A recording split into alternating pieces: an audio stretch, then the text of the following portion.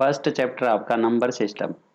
तो जैसा कि आप नंबर सिस्टम के बारे में शुरू से ही पढ़ते आए हो, ठीक है, तो हम यहाँ पे हम स्टार्ट कर रहे हैं आज नेचुरल नंबर्स के बारे में। तो नेचुरल नंबर कौन से होते हैं? तो नेचुरल नंबर, जो नंबर काउंटिंग में यूज होते हैं, जब भी हम किसी वस्तु को काउंट करना स्टार्ट करते हैं, जैसे अगर बॉल काउंट करनी हो, बुक्स काउंट करनी हो, तो आप कहाँ से काउंटिंग स्टार्ट करते हो? ऑलवेज 1 से। 1 2 3 4 5 6 7 8। तो ये नंबर्स क्या कहलाते हैं? आपके नेचुरल नंबर्स। और इनको किस सिंबल से रिप्रेजेंट करते हैं, किस सिंबल से डिनोट करते हैं? एन से। नेक्स्ट आता है आपका होल नंबर्स। अब होल नंबर्स कौन से होते हैं? तो ऐसे नंबर जिनमें जीरो से स्टार्ट करते हैं हम, मतलब कि जीरो ऐड कर दो नेचुरल नंबर में, उसके बाद आपका 1 2 3 4 5, तो वैसे ही चलेगा ये। तो इसमें जीरो आ जाता है बस, तो जीरो के आने से ये क्या कहलाते हैं? अब होल नंबर्स। और इसको किस सिंबल से डिनोट करते हैं? डब्लू से। मतलब कि नेचुरल नंबर में जीरो ऐड कर दिया बस, तो सारे नंबर होल नंबर बन गए आपके। नेक्स्ट आते हैं आपके इंटीजर्स। अब इंटीजर्स कौन से होते हैं? तो इंटीजर में हमने क्या किया, 0 1 2 3 ये तो थे ही आपके 0 1 2 3 4 5। इसमें हमने नेगेटिव नंबर और ऐड कर दिया, -1 -2 -3 -4 -5 -6। तो ये पूरा सेट क्या बन गया आपका? इंटीजर का। और इसको किस सिंबल से डिनोट करते हैं? जेड से।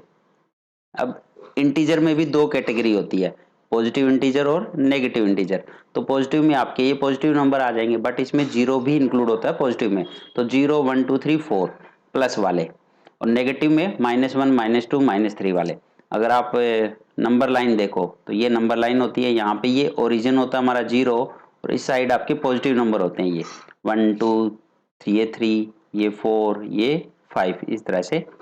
और अगर इस वाली साइड देखो तो ये नेगेटिव नंबर होते हैं, -1 -2 -3, और ये आपका -4। तो इस तरह से। तो ये पूरा सेट क्या कहलाता है आपका?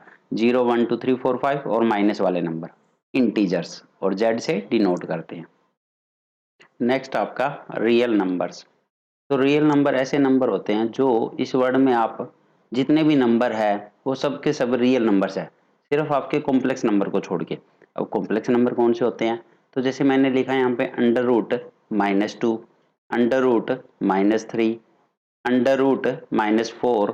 तो यहाँ पे अंडर रूट के अंदर, स्क्वायर रूट के अंदर अगर माइनस लगाता हूँ, तो ये नंबर्स आपके कॉम्प्लेक्स नंबर कहलाते हैं। तो इन नंबर्स को छोड़ के जो भी नंबर बच गए आपके, वो सारे के सारे नंबर क्या कहलाते हैं? Real numbers. अब रियल नंबर कौन कौन से हो सकते हैं? जैसे मैंने यहाँ पे लिखा 4, तो एक रियल नंबर है ये। नेक्स्ट लिखा 2.6, ये भी एक रियल नंबर है। 7/8, ये भी एक रियल नंबर है। -4/5, ये भी एक रियल नंबर है। 2.678, ये भी एक रियल नंबर है। √2, ये भी एक रियल नंबर है। यहाँ पे पॉजिटिव वाला लिखा है मैंने, नेगेटिव नहीं। तो √4, ये भी एक रियल नंबर है। √7, ये भी एक रियल नंबर है। और माइनस का 2.6, ये भी एक रियल नंबर है। तो ये सारे के सारे आपके नंबर रियल नंबर्स कहलाते हैं आपके। तो बस इसमें कॉम्प्लेक्स नंबर को छोड़ना है आपको। अब यहाँ पे रियल का एक डायग्राम दिखाई दे रहा होगा। तो रियल में आपके क्या आते हैं? एक तो ये वाला सर्कल और ये सर्कल, तो दोनों सर्कल मिलकर क्या बनाते हैं? रियल नंबर्स बनाते हैं। अब इस बड़े वाले सर्कल में देखो, जो अंदर वाला छोटा सर्कल है वो आपका नेचुरल नंबर का। तो नेचुरल नंबर में जैसा कि मैंने बताया, जो काउंटिंग होती है हमारी वो आती है इसमें। तो 1 2 3 4 5 6 7 8। अब नेचुरल नंबर में अगर आप जीरो ऐड कर दोगे तो होल नंबर बन गए वो। मतलब कि अब इस सर्कल का दायरा बढ़ा दिया आपने, होल नंबर मतलब थोड़ा सा बड़ा सर्कल हो गया। तो ये जो नीले रंग का सर्कल दिखाई दे रहा है वो सर्कल किसका? आपका होल नंबर का। अब इस होल नंबर में अगर आप नेगेटिव वाली वैल्यू अगर और ऐड कर दो, -1 -2 -3, तो आपने इसका भी दायरा बढ़ा दिया, अब नीले वाले सर्कल का भी। तो ये व्हाइट तक जो सर्कल गया वो इंटीजर है आपका, इंटीजर कहलाते हैं। अब इन इंटीजर का भी अगर दायरा बढ़ा दोगे आप, तो नेक्स्ट अब आता है आपका रेशनल नंबर, जो कि अभी नेक्स्ट वाले स्लाइड में हम पढ़ेंगे कि रेशनल नंबर क्या होते हैं। तो इस तरह से ये एक पूरा सर्कल बना हुआ है आपका। इसमें सबसे छोटा सर्कल है नेचुरल नंबर का, और सबसे बाहर वाला जो सर्कल है वो आपका रेशनल नंबर का। दूसरा सर्कल आपका इरेशनल नंबर, ये भी अभी हम नेक्स्ट वाली स्लाइड में पढ़ेंगे कि इरेशनल नंबर कौन से होते हैं।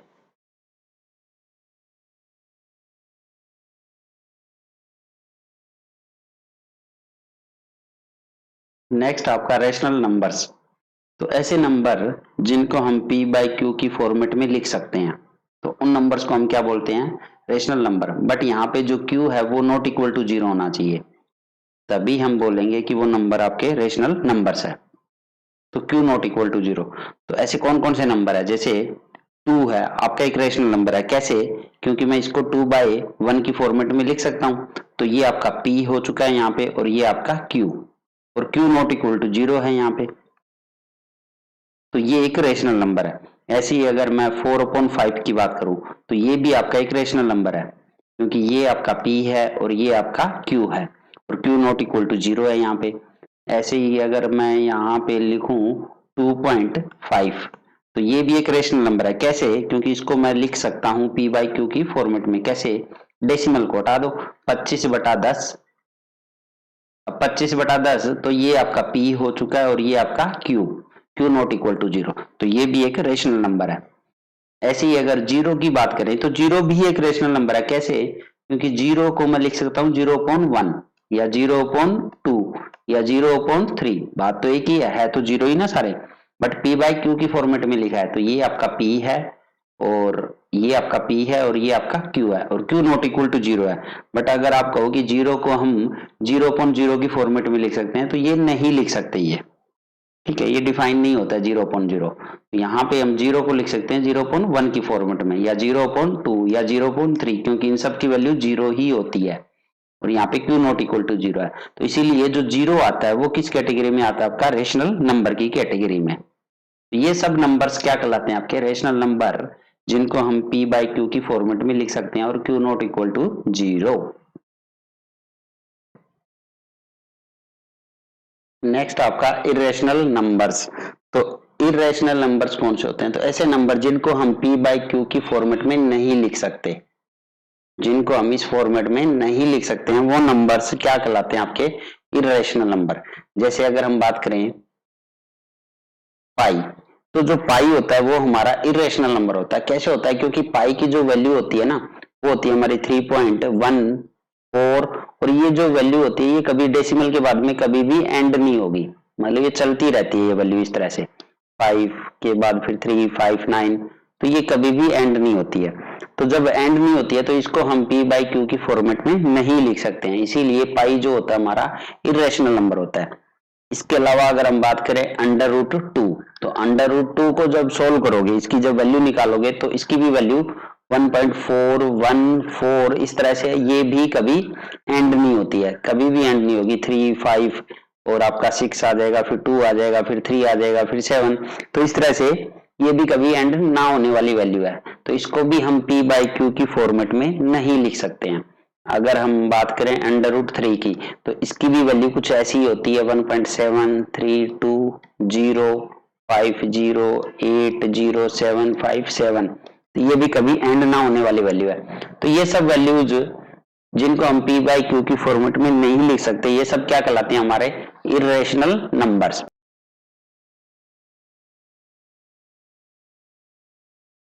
फर्स्ट एग्जांपल आपका, are the following statement true और फॉल्स, तो आपको ट्रू और फॉल्स बताने हैं।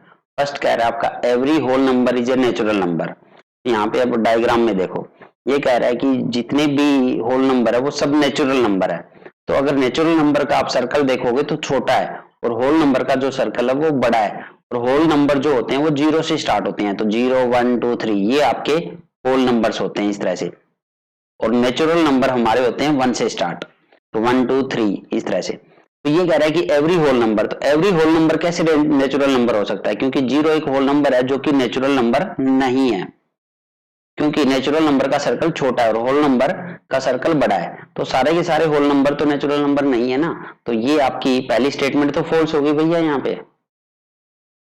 अब सेकंड वाली देखो, every integer is a rational number, every integer, तो अगर हम बात करें इंटीजर का जो सर्कल है वो छोटा है, और रेशनल नंबर का जो सर्कल है वो आपका इससे बड़ा है, तो सारे के सारे इंटीजर ये तो रेशनल नंबर है आपके, क्योंकि इंटीजर वाला सर्कल रेशनल वाले सर्कल के अंदर समा सकता है, तो मतलब वो सारे के सारे इंटीजर है, वो रेशनल नंबर भी तो है।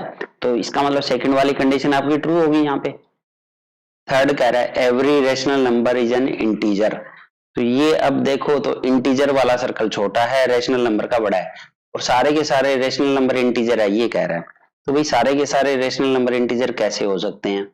अगर हम एक बात करें यहाँ पे 2.5 की, तो 2.5 एक रेशनल नंबर तो है, ये एक रेशनल नंबर है, बट ये इंटीजर नहीं है, ये इंटीजर नहीं है। तो इस तरह से सारे के सारे रेशनल नंबर तो इंटीजर नहीं हुए ना। अब ये रेशनल नंबर कैसे है? क्योंकि हम इसको p बाई क्यू की फॉर्मेट में लिख सकते हैं, डेसिमल हटा दो 25/10, p बाई क्यू आ गया, क्यू नॉट इक्वल टू 0, तो इसलिए थर्ड वाली स्टेटमेंट क्या हो जाएगी आपकी? फॉल्स।